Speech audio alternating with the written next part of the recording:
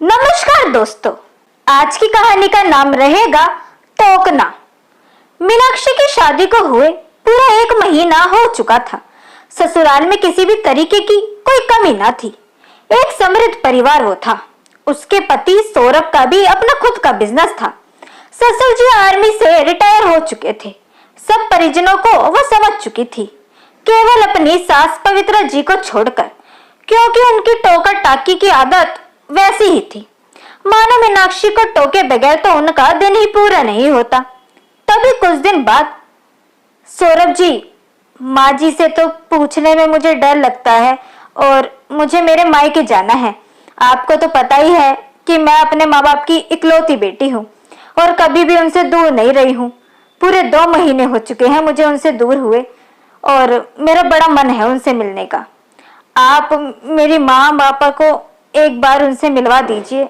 माँ जी मानेगी या नहीं मुझे नहीं पता, इसीलिए आप उनसे पूछकर मुझे उनके पास ले चलिए ना। मीनाक्षी ने अपना मन छोटा करते हुए ये सब कहा। अरे क्यों नहीं मीनाक्षी, और तुम इतना डर क्यों रही हो? कल ही चलते हैं तुम्हारे मायके, इसमें कोई इतनी बड़ी बात नहीं भाई। तुम क्यों ऐसे सोच रही हो? हम भी कुछ खातिरदारी इस बहाने करवा लेंगे, आखिर हम भी तो दामाद हैं उस घर के। वहां जाके थोड़ा हमें भी अच्छा लगेगा। अगले ही दिन माँ से बात करता हूँ, तुम बेफिक्र होकर मायके जाने की तैयारी शुरू कर दो, सौरभ ने मुस्कुराते हुए कहा। और दूसरे ही दिन सौरभ अपनी माँ से इजाजत लेकर मीनाक्षी के मायके लिए निकल पड़ा। मीनाक्षी तो खुशी से फूली ना समा रही थी। सोच रही थी कि कब मेरा घर आए और जल्दी से अपनी माँ को सीने से लग जाऊं और लिपट लिपट कर उनसे रोऊं।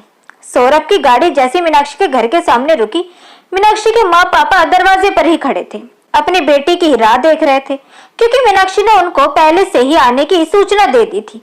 मीनाक्षी गाड़ी से उतरकर सीधे अपने माँ बाप के गले लग गई। मीनाक्षी की आंखों में खुशी के आंसू आ गए और उसने सौरभ जी को देखकर आंखों आंखों में उनका शुक्रिया अदा किया। मीनाक्षी की मम्मी ने अपनी लाडो के लिए ढेर सारे गुलाब जामुन बना रखे थे, क्योंकि मीनाक्षी को माँ के हाथों से बने गुलाब जामुन बड़े ही पसंद थे। इसलिए अपनी बेटी के लिए अपने हाथों से उन्होंने गुलाब जामुन बनाए थे, एक बड़े से डिब्बे में डालकर, और उसे दिए भी। मीनाक्षी ने अपने माँ पापा से खूब बातें करी। मीनाक्षी की माँ ने दामाद जी की भी काफी खातिरदारी करी और उनकी पसंद का खाना भी उन्हें बनाकर खिलाया। शाम होते होते उन्हें काफी देर होने लगी। तभी सौरभ ने मीनाक्षी से चलने के लिए कहा।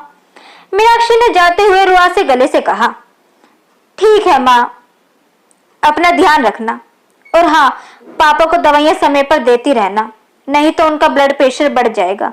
और हाँ, मैं जल्दी फिर से वापस आऊंगी आप लोगों से मिलने। अपना ख्याल रखना और मेरी चिंता मत करना। अपनी नटखट सी बेटी के मुंह से इतनी समझदार भरी बातें सुनकर माँ पापा की आंखें भर आई। उन्होंने सोचा, अरे हमारी बेटी इतनी बड़ी हो गई, और मुस्कुराते हुए अपनी बेटी को विदा कर दिया। ससुराल में पहुंचते ही मीनाक्षी ने अपनी माँ के द्वारा बनाए गए गुलाब जामुन निकालकर रसोई घर में रख दिए और सोचने लगी, माँ के हाथों के बनाए गुलाब जामुन अब तो हर रोज चाव से खाऊंगी, बड़ा मजा आएगा। इनके बहाने मुझे माँ की याद भी थोड़ी कम आएगी। ऐसा लगेगा वो मेरे पास ही हैं और मुझे बना बना कर खिला रही हैं। क्यों, माँ के स्वादिष्ट बने हुए मुझे तो यकीन ही नहीं हो रहा। अब तो मीनाक्षी हर रोज गुलाब जामुन निकालती और मजे से खाती। ये सब मीनाक्षी की सास पवित्रा जी को राज नहीं आ रहा था। अब दूसरे ही दिन अपने बेटे के जाते ही वे कहने लगी, अरे बहू, तुम तो उठते ही गुलाब जामुन का डब्बा खोलकर बैठ जाती हो। 1 हफ्ता ही हुआ है और सारे गुलाब जामुन खा गई हो तुम। बच्ची थोड़ी हो तुम, इतना क्या खाती हो? घर में और लोग भी तो है, उनसे भी जरा पूछ लो।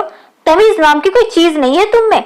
वैसे भी इतना चटोरापन ठीक नहीं है। घर की बहू हो तुम, ये कैसी लाज शर्म है तुम्हारी? जैसे तुम्हारे घर में तुम्हें कुछ मिलता ही ना हो, इस तरह सब कुछ चट कर जाती हो। क्या तुम पहली बार गुलाब जामुन खा रही हो? हद ही होती है। मुंह बनाते हुए पवित्रा जी एक सांस में ये सब कह गई। माँ जी बस भी कीजिए, आप इतनी छोटी सी बात के लिए मुझे इतना क्यों सुना रही हो? मेरे माँ पापा तक चली गई और आप भी तो खा रहे हो गुलाब जामुन हर रोज। मैंने तो आपको कुछ नहीं कहा। और तो और मैं सौरभ जी को भी रोज देती हूँ, क्योंकि उन्हें भी पसंद आते हैं मेरी माँ के हाथ के बने हुए गुलाब जामुन। गुलाब जामुन मेरी कमजोरी है और मेरे पसंदीदा भी, इसलिए मैं तो वही बड़े चाव से खाऊंगी। मेरे लिए मेरी माँ ने बड़े लाड से रास्ते बनाए हैं, क्यों मैंने इन्हें खाऊं? और मैंने आप लोगों से तो कभी कुछ कहा नहीं। कुछ भी हो जाए माँ जी, अपने माँ बाप के बारे में और मैं नहीं सुन सकती। एक इतनी सी फालतू बात के लिए आप मुझे इतना सब कुछ सुना रही हैं। आप चाहो तो मुझे कुछ भी कह लो, लेकिन मेरे माँ पापा को इसमें क्यों लेकर आती हो? उनकी मैं ही तो एकमात्र सहारा हूँ। और हाँ, आपने ये किससे कह दिया कि गुलाब जामुन बच्चे खाते हैं? क्या आपकी जानकारी में ये नहीं कि बड़े बंदे भी इसको खा सकते हैं? मेरे माँ पापा के लिए मैं आज भी उनकी वैसे भी छोटी सी बच्ची हूँ और ताउम्र उनकी बच्ची ही रहूंगी। उनके लिए वो एक बच्ची को ही ये गुलाब जामुन बनाकर दे रहे हैं। बुरा लगे तो मुझे क्षमा कर देना माँ जी, लेकिन इस तरीके की हरकत सही नहीं। बाहर खड़े ससुर ने उनकी सारी बातें सुन ली और पवित्रा से कहने लगा, पवित्रा, खाने पीने जैसी छोटी बात को लेकर क्यों इतना हंगामा करती हो? कितनी बेहुदा बात है ये। बहू की माँ ने अपनी बेटी के लिए दिए हैं तो उसे खाने दो, और तुम भी तो रोज खाती हो। तुम्हारी सोच पर पवित्रा बड़ी शर्म आती है मुझे। इस घर में सबसे छोटी यही तो है। हमारे घर में और कमी क्या है? किस चीज की कमी है जो खाने पीने की चीजों पे भी अब हंगामे किए जाएंगे? मुझे शर्मिंदा मत करो।